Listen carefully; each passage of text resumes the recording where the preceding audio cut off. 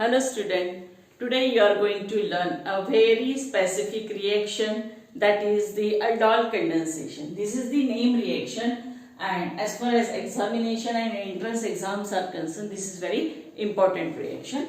What is aldol condensation? When aldehyde or ketones containing at least one alpha hydrogen atom, जिसमें कि कम से कम एक alpha hydrogen atom होना चाहिए. अल्फा हाइड्रोजन एटम हम किसे कहेंगे? जिसमें कि ये जो फंक्शनल ग्रुप है, ये फंक्शनल ग्रुप को अटैच, यानी एल्डिहाइड और कीटोन, इसको attach at least one carbon atom वहां होना चाहिए, और इस कार्बन एटम को जो अटैच है हाइड्रोजन एटम, उसे हम कहते हैं alpha hydrogen atom. So this is the condition. This carries half mark weightage. Aldehyde or ketone containing at least one alpha hydrogen atom with dilute alkali. Remember, dilute condition is important because the next reaction which we will going to learn is for the concentrate alkali. So for dilute alkali, it may be dilute NaOH, dilute KOH or Na2CO3 gives beta hydroxy aldehyde or beta hydroxy ketone. Beta hydroxy aldehyde is called aldol and beta hydroxy ketone is called ketone.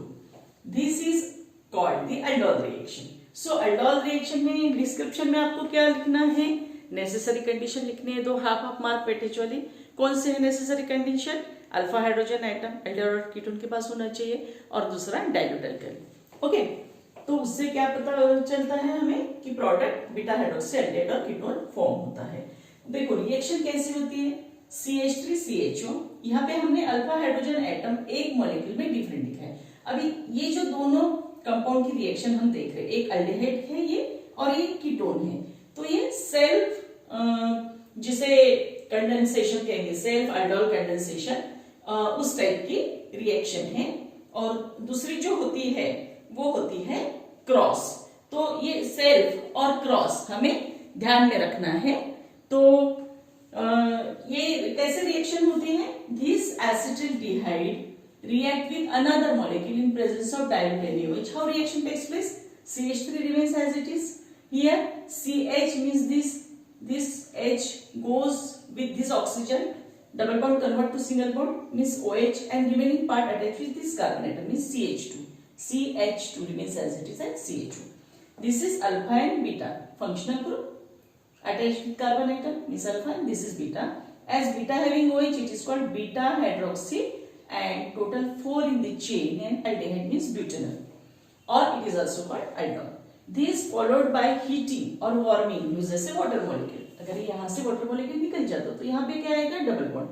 ये जैसे कि वैसे लिखना है, और यहाँ पे double bond. तो दिस इज द ब्यूट-2. 2 नंबर पे डबल बॉन्ड है इन, और aldehyde इससे अलग, ब्यूट-2 इनर.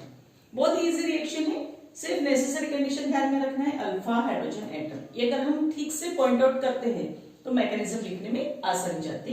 ऐसे ही हम लिख सकते हैं दूसरा कंपाउंड, प्रोपेनॉन, डाइमिथाइल कीटोन और एसीटोन. ये तीनों नाम आपको पता चाहिए, और अगर नहीं है तो आप यहाँ पे नोट कर लीजिए. तो यहाँ पे क्या हो जाएगा? जहां H है वहां पे CH3 हो जाएगा. बाकी तो रिएक्शन वैसे की वैसे रहेगी. जहां H है वहां CH3, देखिए है ना.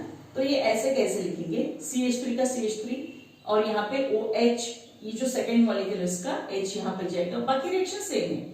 यहाँ पे CH को H अटैच हो जाएगा, ये जो दिख रहा है यहाँ पे. देन दूसरे मॉलिक्यूल का, और CO CH3 वैसे कैसे. ये दो मॉलिक्यूल है. देखो CH3 CO की जगह क्या लिखा है हमने? COH. और ये दूसरा मॉलिक्यूल है CH3 CO. तो ये आधा पार्ट तो ऐसे है, और CH3 की जगह क्या हो रहा है? CH2. ओके. और ये जो वाटर मॉलिक्यूल है ये एलिमिनेट होगा, और यहाँ डबल बॉन्ड होगा. इसे हम जैसे कि वैसे लिखेंगे, इसे निकाल लेंगे और यहाँ डबल बॉन्ड लेंगे. तो अब इसका नाम क्या हो जाता है? 4 हाइड्रोक्सी 4 मिथाइल. 1 2 3 4 हम यहाँ से नंबरिंग करेंगे. ये 1 हो गया, ये 2, ये 3 और 4. 4 पे क्या है? हाइड्रोक्सी ग्रुप है, और 4 पे मिथाइल भी है, तो हम हाइड्रोक्सी को पहले लिखते हैं. और टोटल कितने कार्बन आइटम्स है इसमें? देखिए 3 और 4, ये है 5 है, इसलिए पेंटेन 2 1. यहाँ पे 2 अगर फंक्शनल ग्रुप आते हैं तो उसे हम पेंटन इस फॉर्म में लिखते हैं. ओके, ये आपको ध्यान में रखना है. देन जो नेक्स्ट कंपाउंड है उसमें से अगर वाटर मॉलिक्यूल निकल जाता है तो ये क्या होगा, यहाँ पे 4 मिथाइल पेंट 3 इन, क्योंकि यहाँ पे डबल बॉन्ड 2 बार आ गए। तो अभी यहाँ पे हमने पेंटन लिखा और यहाँ पे क्या लिखा, हमने सिर्फ पेंट लिखा। वाई, यहाँ पे डबल बॉन्ड 2 आ रहे थे इसलिए हमने वैसे लिखा। यहाँ पे एक ही डबल बॉन्ड है, फंक्शन सेम फंक्शनल ग्रुप 2 बार आ रहे हैं इसलिए पेंट लिखा 3 2 1। सिर्फ पहले की कुछ चीजें हमें ध्यान में रखना है और ये दोनों मैकेनिज्म सेम है। अब एक दूसरा टाइप का है क्रॉस एल्डोल कंडेंसेशन। ये तो क्या हो गया, सेल्फ एल्डोल। सेल्फ एल्डोल में क्या होगा, वही एल्डिहाइड के 2 मॉलिक्यूल लगेंगे, वही कीटोन के 2 मॉलिक्यूल लगेंगे। इस तरह से हमने ये लिखा। अब देखिए आप, ये एसिटाल्डिहाइड की रिएक्शन है तो इसके जगह आप प्रोपेनॉल्डिहाइड की भी रिएक्शन लिख सकते हो। यहाँ पे C2H3 की जगह क्या लिखेंगे, CH2CH3, और वैसे ही करस्पॉन्डिंग चेंजेस कर सकते हैं, पर मिनिमम आप इतना करके रखिए। अब एल्डोल कंडेंसेशन में देखिए, it takes place between 2 aldehydes और कीटोन्स। ये सेम भी हो सकते हैं और डिफरेंट भी हो नहीं, यहाँ पे क्या होगा, डिफरेंट, यानी क्या रहेगा, डिफरेंट एल्डिहाइड्स और कीटोन्स रहेंगे। तो इसमें क्या होगा, 2 एल्डिहाइड डिफरेंट रहेंगे या 2 कीटोन डिफरेंट रहेंगे, या एक एल्डिहाइड रहेगा या एक कीटोन रहेगा। ऐसे इस तरह 3 तरह की रिएक्शन यहाँ पे हो सकती है। तो हम यहाँ पे एग्जाम्पल लेंगे। ये एग्जाम्पल है, इसमें क्या है, दोनों एल्डिहाइड है, ये इथेनॉल है और ये प्रोपेनॉल है। When reacts with dilute NaOH, यहाँ 2 टाइप्स के रिएक्शन हो रहे हैं।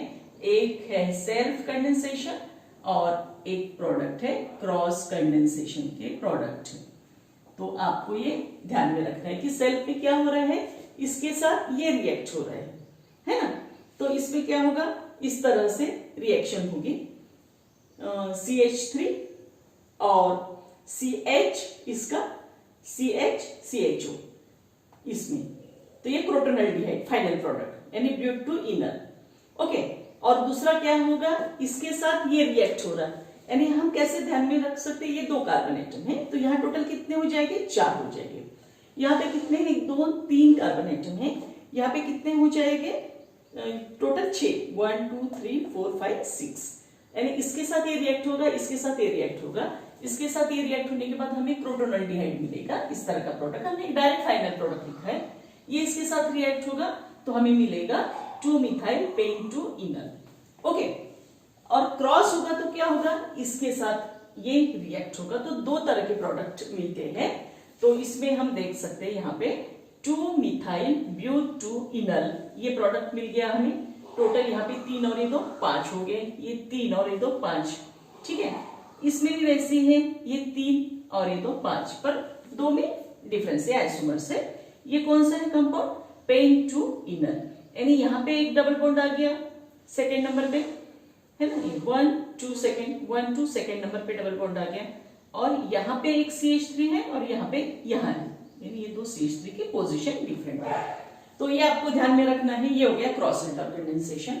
और सेल्फ एल्डोल कंडेंसेशन में क्या हो रहा, यहाँ पे देख सकते हैं आप, सेकेंड नंबर पे डबल बॉन्ड है और ये टोटल है 4 है, और इस ये जो है इसमें कितने 3 कार्बन एटम है तो यहाँ 6 हो जाते हैं।